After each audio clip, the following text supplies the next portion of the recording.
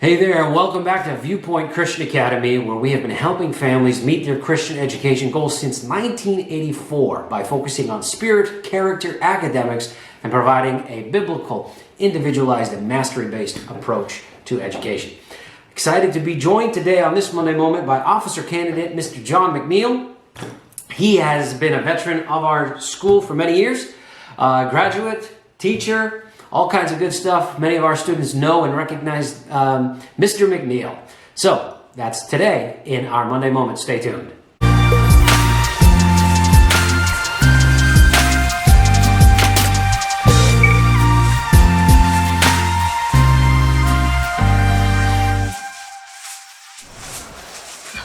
And we're so excited to have Mr. McNeil with us. Of course, I remember the first time I met Mr. McNeil back in, when this first time I met you, John? 2009, I believe. 2009. Yeah, young guy came, he had, what do you call those with the long hair in the back? They call that... they call it a mullet. A mullet. I didn't have exactly a mullet, just had long hair at that point. Now I got my nice military cut. He's got his cut, he doesn't have that anymore. No. But yeah, so it's so good to have him. We had him for high school, 9th grade, 10th grade, 11th grade, 12th grade, all that wonderful math and science, and he has surpassed everything that we could give him. He's a math whiz, and he left, and when you left here, you went off for a year to do missions work, right? Yeah, I went to Africa for a year in South Africa in the Mpumalanga province, and taught in a school down there for 10 months, and that was certainly an interesting experience, and it gave me a lot of life experience doing that and ministering there. It certainly prepared me a lot better for teaching here in the States, and a lot better understanding of students as a whole. Yeah. But that definitely was an interesting experience. Oh yeah, I bet. You were on the bush. You weren't like it was way out there, right? If I'm not mistaken? Yeah, so it's in a little town, near a little town called Secunda. It was a mining town, so they do a lot of mining down there, gold mining, diamond mining, and it was definitely interesting when we didn't have plumbing for weeks on end or electricity or things like that. It definitely wasn't as reliable as here or anything like that.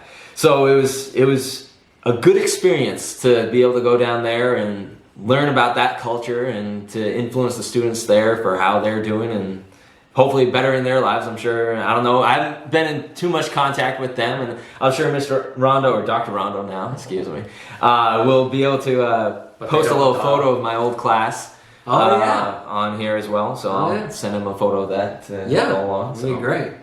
Yeah, and it's, that's a great opportunity. Maybe it's not for everybody, but if you're not sure what you want to do after you graduate, consider going and just serving somewhere. You know what I mean? It's a possibility. Maybe your church is connected with missions or something. Why not? Give a year of service if you're not sure what you want to do exactly, and then now you've been busy since then, because after that you came back, you worked in the school, and then you did some other things. And then came back to the school. So we've had you a couple times. It's been great. We've really enjoyed having Mr. McNeil, and all the students love him. But what else? Let's see. Recently you graduated, if I'm not mistaken? Yes, from Liberty University. Yeah. I graduated summa cum laude from there.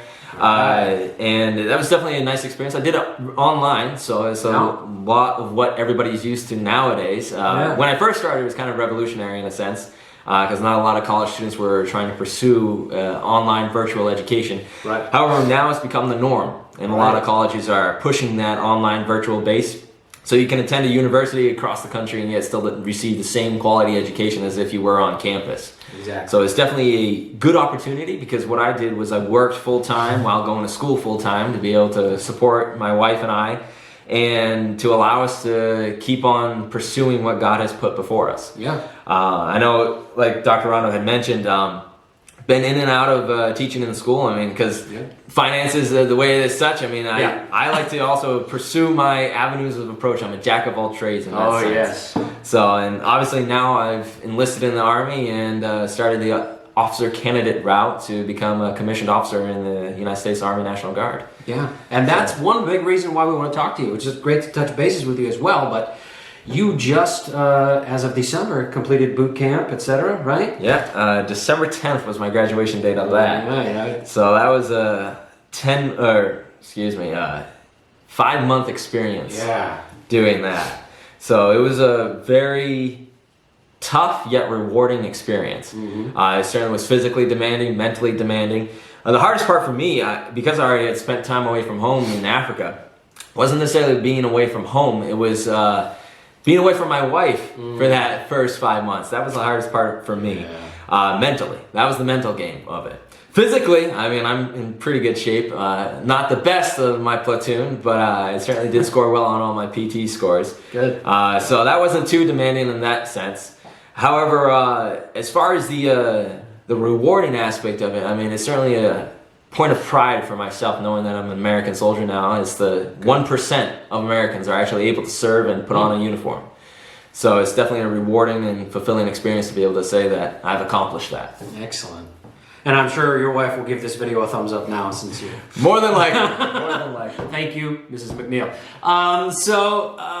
Let me ask you this. Why did you join the Guard? What was your motivation? I know you kind of touched on that a little bit as well, but what was kind of your thoughts on that?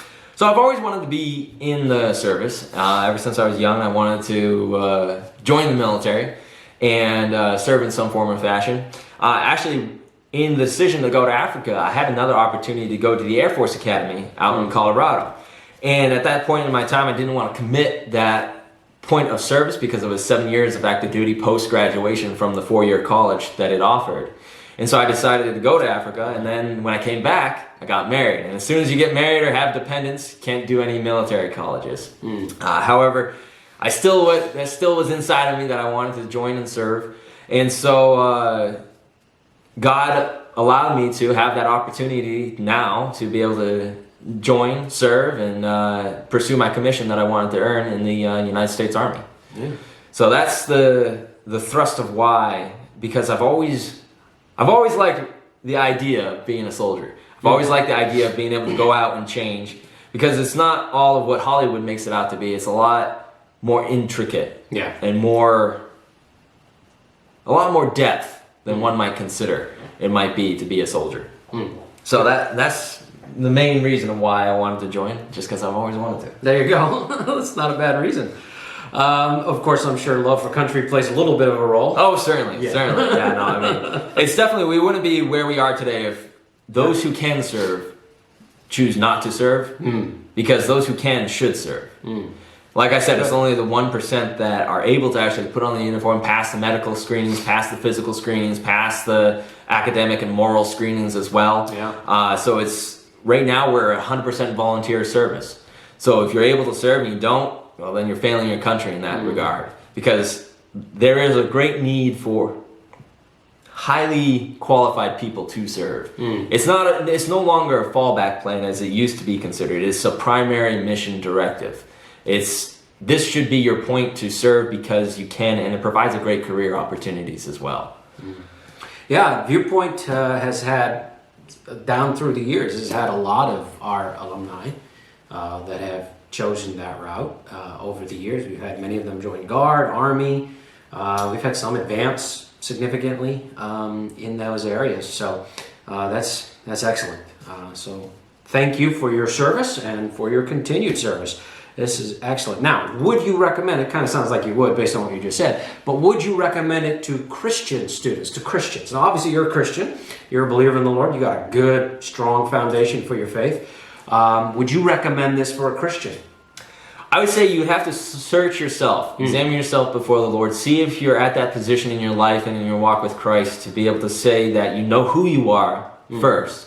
Because it's a dangerous thing to join any organization, any group or place or whatever it might be if you don't have your identity as who you are specifically as believers in Christ and who you are as an individual. Because it's very easy for, I saw it a lot in my own training, very easy for young people to become lost in what they're going through and almost set adrift in that sense. Yeah, it provides a sense of family, a sense of belonging, but ultimately you gain that source of anchor and the foundation for your life from Christ. And so if you can't say with 100% conviction and belief that you find your source and your foundation built upon that rock of Jesus, then you're not going to have the greatest success going through a military career. Not to say that it's worldly in a sense, it's still going to provide you the financial, but again, What does it profit a man to gain the whole world and lose his soul in that sense? Good. So it's important to make sure you examine yourself before God, see if you're able to be that strong enough mentally to say, hey, yeah, my life is built on Christ. I know where I am. I know what's right and wrong. Because there's nothing in the Army that contradicts what's in Scripture. The Army values, putting others first before yourself. There's a little acronym, leadership, the loyalty, duty, respect, selfless service, honor, integrity, and personal courage. And that all closely aligns to scriptural doctrine in that sense. The ability to have that selfless service, putting others first before yourself. If you're not able to do that as a civilian, there's no way you're going to be able to do that as a soldier to the full potential of what you should. So a Christian would certainly be compatible with that mission. 100%. Yeah, amen. 100%. Good. Okay, let's just maybe a kind of a practical thing, because there may be some students that are considering this. You know, I know that we probably have some high school students that are thinking, you know, maybe I want to give a year, not give a year, you could just, not that it works that way, but, you know, I may, before college or whatever, go and do my service, join the military, use that maybe as a means to pay. Some people do that. Obviously, if you're only looking at it in that regards, it's not the right priority, of course, but what do you wish you knew before you went off to boot camp? The amount of tests you will take. You will certainly take a large amount of tests. It's not just about how well you can shoot, not how fast you can run. There's a lot of paper tests involved with whatever MOS you decide to follow. I'm a 31 Bravo as my enlisted MOS, which is a military police. And there is certainly a lot of written tests. And considering the fact that the ASVAB score to get in is in the mid-30s, it's a low-end score to be able to join and become a military police. I, however, scored a 98 on my ASVAB, so I had to pick of whatever I wanted for my military career. And the reason why I chose military police is because it's one station unit training. So you complete all your training all at once, and you don't have to have that break in service between your basic training and your advanced individual training. So in this regard, it's definitely important to consider how well you are willing to study, because studying is quite important. The thick book I have for military police tactics and training procedures that I had to follow and study and learn, it certainly bodes well if you focus on that, if you're diligent in your pursuits of studying and learning and memorizing. That will certainly aid you well in when you do go through boot camp. Yeah. So sounds like you're encouraging students to study their quizzes and take notes. Yes, note taking is critical. All this good stuff. There's a thing that we had an expression. It was death by PowerPoint. So we would many times be falling asleep in front of a PowerPoint lecture that literally is 8 hours long. Ooh. So it's doable, it's passable, it's easy, but you just got to focus and stay motivated through that. Take those notes. Have a good note practicing methodology. Have that good habits built into place, and you'll find easy success. Good. So let's talk about a few areas. What can students do that will help them now that you're on the other side of boot camp and that now obviously there's a lot more to your training and everything. In fact, you'll be starting some officer training soon, right? So there's a whole lot more. You were telling me you have pages of things you have to memorize even before that starts, right? Right, yeah. Yeah, so fun. What can students do to prepare themselves physically, mentally, and spiritually if they do decide to go this route? So the best way physically to prepare yourself, run 2 miles every day for at least 3 times a week up until you leave. That 2 mile run is certainly, it certainly can tax you, but if you're prepared for that, running is the most extraneous thing that you're going to be doing. There's going to be 5 mile runs. You're going to be going on 10 mile marches. So as long as you prepare yourself, go on those runs, strengthen your body, eat healthy, cut out those junk foods, try and eat as healthy as you can, because that will prepare you prior. You're going to get a good amount of food while you're there, but that will prepare you prior, and that will be an easier transition physically for yourself as you go in. Mentally, the best thing to do is focus on your academics, math and English. If you want to get a good ASVAB score, you're definitely going to want to focus on your mathematics and your English comprehension skills. Those two will aid you quite well in your overall score for your ASVAB. It's broken down in a bunch of different components, but one of the major things that a lot of MOSs within the military look at is your overall GT score, which is your general technical score. And when you score high on that, it's going to open up a lot of doors for you within the military. And that will allow you to advance faster and further in your career. If you want to go in with a little bit extra rank, join with a buddy.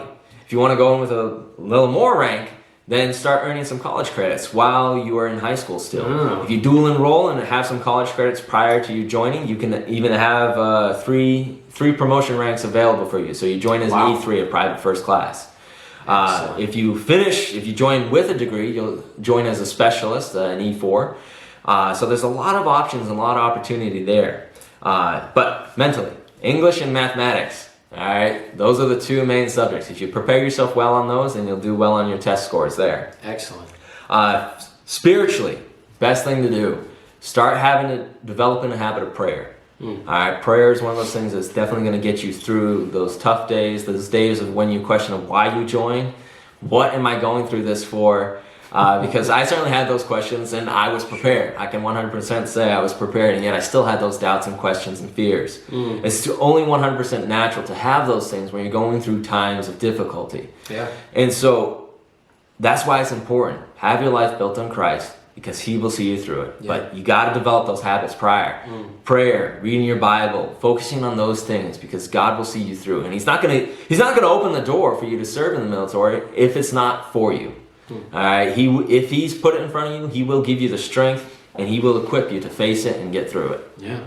No, I understand too. While you're going through that, but time is not your own, right? You don't get to choose your schedule. You don't get to say, "Oh, I'm in the middle of my devotions." You gotta go. If you're called, you gotta go. So even like you're saying, take the time that you have now while you're in high school, practice that, get it in. Correct. Because you may have to just live off of that for a little while, right? It's kind of what you're saying. Yeah. Yeah. There was many times that a lot of scriptures that I learned back in school came back to my mind. In Acts, it reminds us that the Spirit of the Lord brings to our remembrance everything that He's taught us. Yeah. And so that is very true. The closer you walk with Christ, the more that He's going to sustain you and lead you through that, and be able to have that source of living water that's going to sustain you through whatever you're going to face, whatever individuals, trials, and struggles that you face.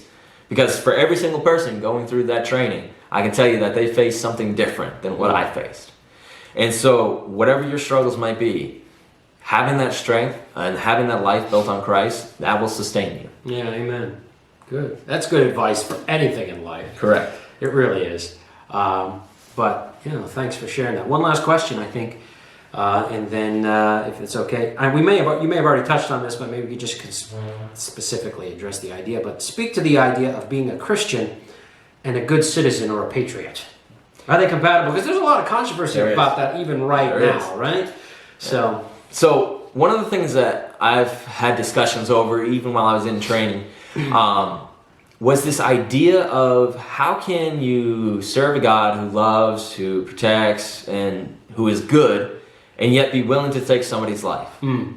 Because at the end of the day, you're a soldier, you're trained to, even as the military police, the motto is protect and defend our own, no matter when or where. Yeah. And so it's not necessarily being trained to kill, but you're, in a sense, that is the end result. I'm trained on multiple weapon systems to be able to take down an enemy from any possible distance that I can engage.